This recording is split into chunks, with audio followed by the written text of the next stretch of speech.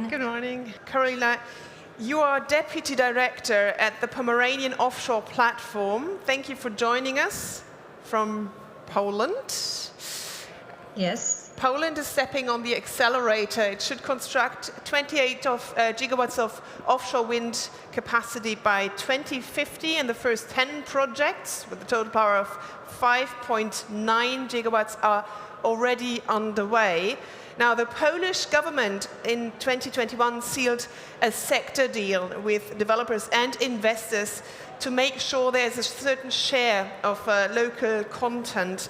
Tell us, how does that translate on a regional level?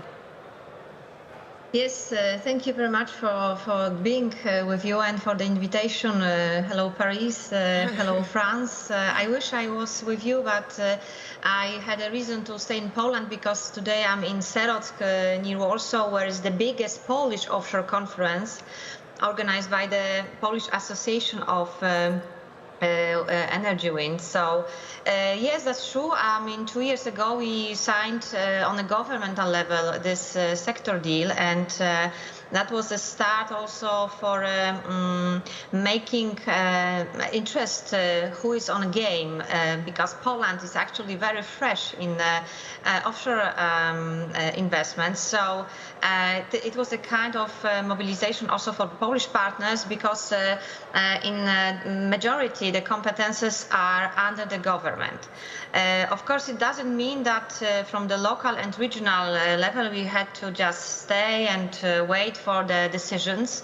We decided also to mobilize a bottom-up approach, the local partners, municipalities, universities, so we know which partners we have on a local level, and we decided to create a Pomeranian offshore platform, which is totally bottom-up initiative that under one table we sit with the partners who are interested actually to develop the offshore wind, and because we as a government, regional government, also have some competences that we can use in preparation to this development of offshore. And there are two general. There is a preparation of staff, which was also a part of discussions in previous panels. I hear the panels that there is a lack of qualified people who could work in this sector. And of course, the second part is the innovation R&D. We are cooperating very closely as a local regional government with our universities. So. And the last part of our Pomeranian offshore platform is also very important thing, is the raising the awareness of green energy. What does it mean for normal inhabitants in our country, in our region? So almost we have right now 130 signatories, and they are also not only the local companies, Polish companies, but also international ones. But I think the majority of decisions is of course under the government, and we are trying to stimulate also the government to make decisions faster, because we had, I must admit, a little bit delay in this case. I understand there's this unofficial goal of reaching between 45% and 50% of local content when it comes to offshore wind energy projects. Do you think that's achievable at all? Well, that's a very tough question. I would like to say being 100% convinced that it is achievable. And from the regional level, we are doing everything that might help, yes, to prepare this local content. However, still the big part is under the government, who could mobilize more investment in Poland. For example, we have one in Gdańsk that will be the factory built by RENEWABLES. This is a Spanish company, and also we have Vestas in Szczecin, Świnoujście, but it's too less for a local content. And definitely it's also up to building the installation port. But what we are doing is we are preparing stuff. And we organized this year first educational fairs that are dedicated for offshore. More than 5,000 young people came to us, but this is not only the single event, it's actually the whole year education, because what we did, we found the schools partnering, and we are having lessons at that school, preparing the youngsters from secondary schools, and also having a lot of meetings with students from our universities. And we also decided to convince parents, who are also sometimes the first step where the young people are asking, what should I do in my life? Yes, just go to the green energy. What we do is just to raise the passion for green energy for young people. And what we also did, and this is also my dream, that we have more women in energy, because the percentage of women working in this sector is still too less. So yeah, we are doing many interesting things. So I think it's very important that being a self-government, the regional, local government, we have a good relations with the people, really the people from the region. Yeah, absolutely. I understand you're also in touch with other Baltic states. Do you think they could actually, get inspired by what you're doing in Poland? Yeah, that's actually the good question. We are inviting for cooperation, even planning the next second fair that will be also organized in March next year. We are inviting youngsters from Baltic countries, and not only the whole Europe. We are going to organize an international hackathon that will be dedicated for the green energy. So I'm dreaming about mixing some young people also speaking about the green energy and how they are educating in their countries and regions. Great. Well, thank you so much, Karolina Lipińska from the Pomeranian Offshore platform, for joining us. Thank you very much. With us also is Burdock. Hello, good morning. Good morning. Thank you for joining us again. Thank you for having me. You're CEO and president of the US Business Network for Offshore Wind. How important is local? We talked about this briefly yesterday already. How important is local content in the US? Does the US government have targets like Poland, specific percentage of local content? Well, good morning, everyone. It's nice to be here back on stage with all of you. The Business Network for Offshore Wind is a national nonprofit in the US that's focused on building out the US offshore wind market and its supply chain. So what we do is we do follow the market. I like to say 24/7, 365, and we are watching very closely how the states and the federal government are implementing local content mandates. We don't really call them mandates, we call them preferences in the US. And we have two of them. We have one at the federal level, and we also have one at the state level. I don't think the US is any different than any other country that is using taxpayer dollars or public financing to support offshore wind. They want jobs in return for that investment. So at the federal level, there is an incentive through the IRA, specifically through the investment tax credit for offshore wind, to build using local content. So there's that first federal incentive, and then the second is at the state level. So we talked a little bit about this yesterday, about how states create the market and create the policies for the off-takes. As part of those off-takes, we are seeing states ask that developers do hire locally. We're also seeing there is a shift in the US to work more regionally, work more in a cooperative manner with neighboring states. We might even see a proposal to come out that would look more like supply chain sharing, so you would get credit for using content in different states, specifically if they have offshore wind off-takes in place. One important thing to note is that if you're looking to do business in the US, it's really important to establish a US company.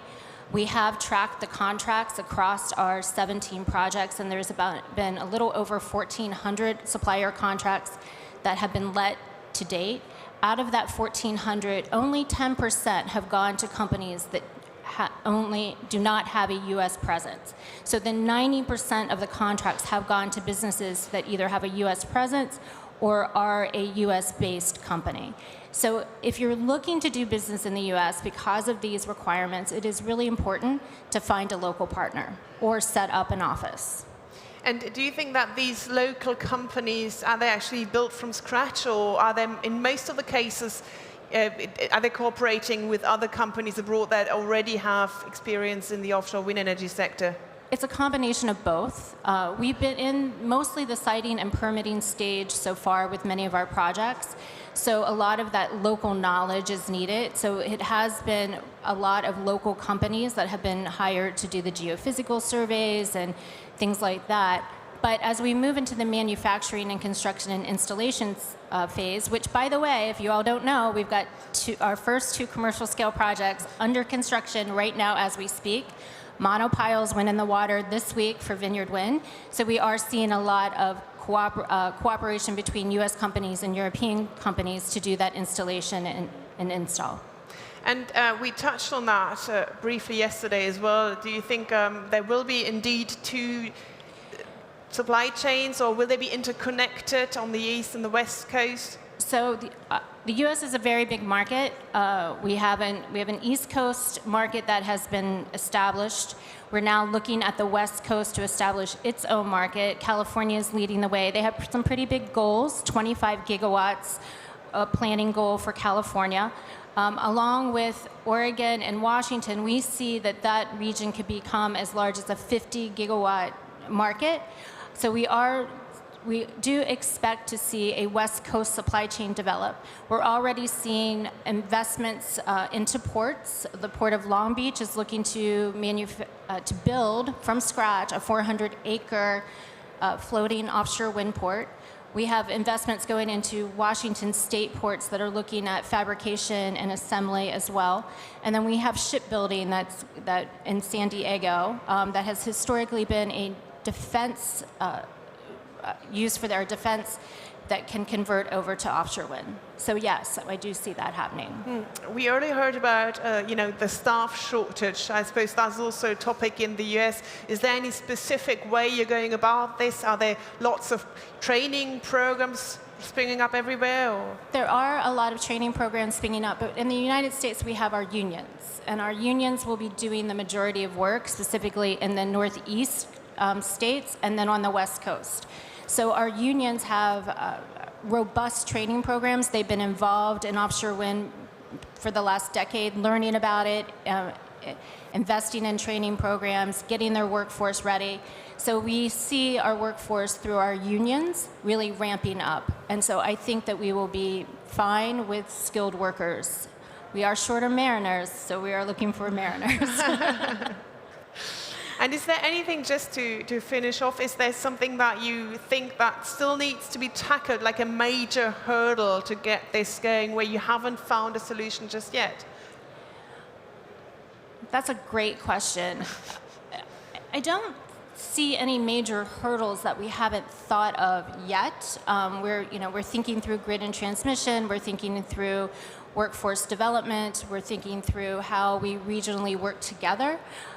So I think that other than just making sure that we can meet our goals in the time frame that we have established for ourselves, I'll remind you that we're trying to do what Europe did in 20 years. We're trying to do it in 8 years. We're trying to build 30 gigawatts by 2030. That's a huge ramp up. So there's a lot of issues that come with scale. And I think just scaling, as we've all heard, every country's dealing with scale, how to scale up. So I think that we're grappling with all the same issues everyone else is grappling with, and I think that's why it's really important that we're here, that we share best practices, lessons learned.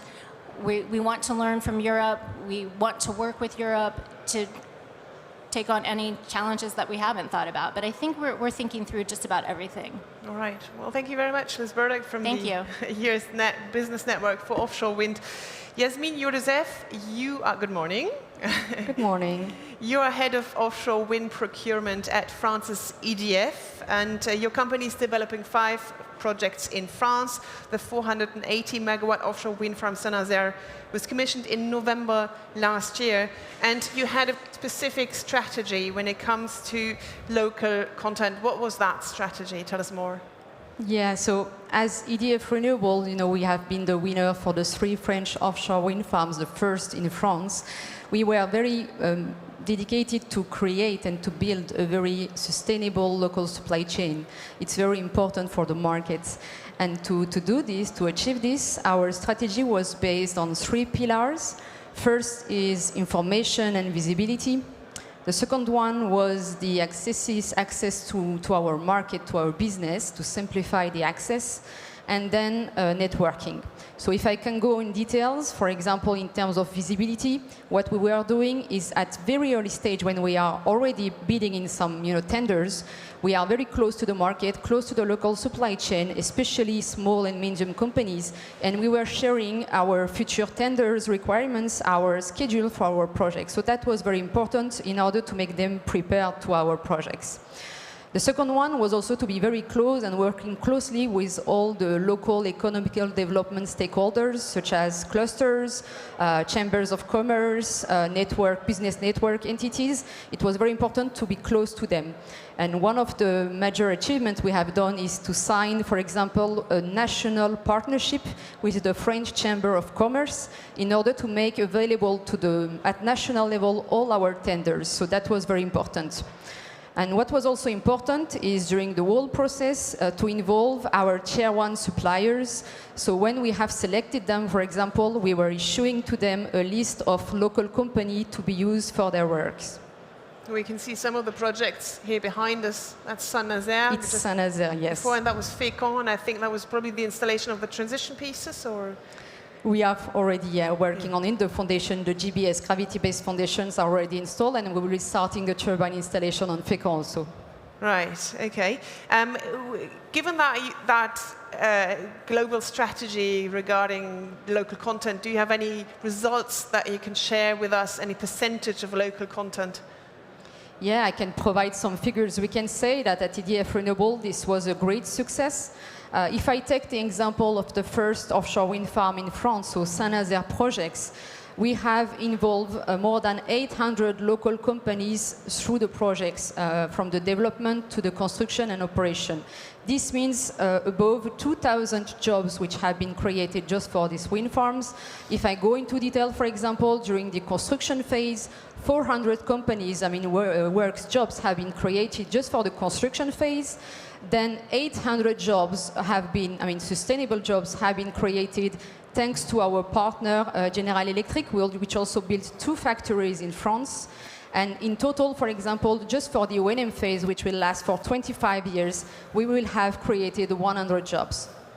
Right, and you obviously, as you said, you've got other projects in France and elsewhere.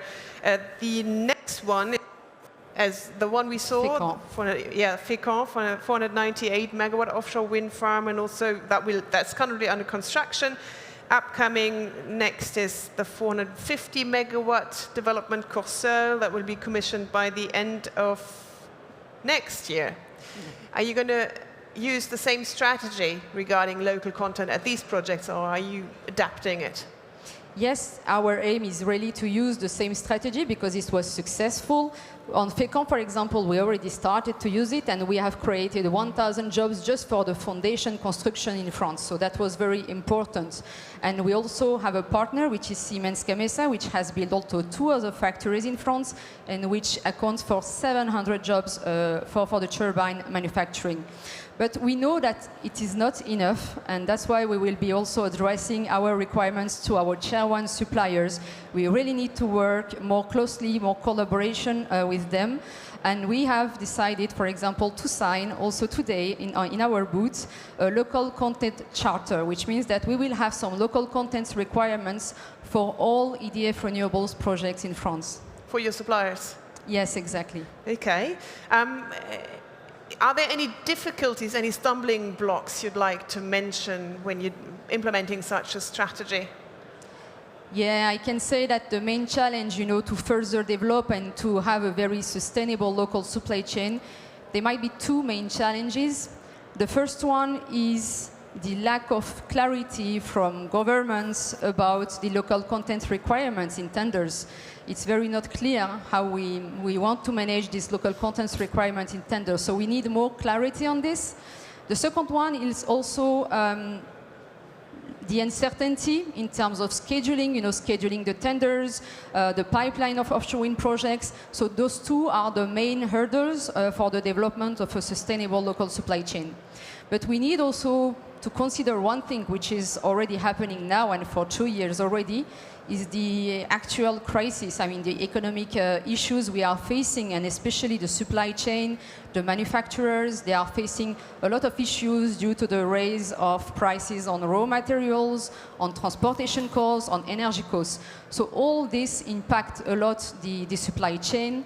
And then we as developers, what we are requesting from governments, but not only, also from the European Union, is to have strong commitment on projects and pipelines, but also strong support on the local supply chain so that we can further develop a local industry. Okay, great. Well, thank you so much, Yasmine, Yurdusev. Thank you, Liz Burdock, for joining us. And thank you, Karolina, for staying tuned. Bye-bye. Thank you for listening.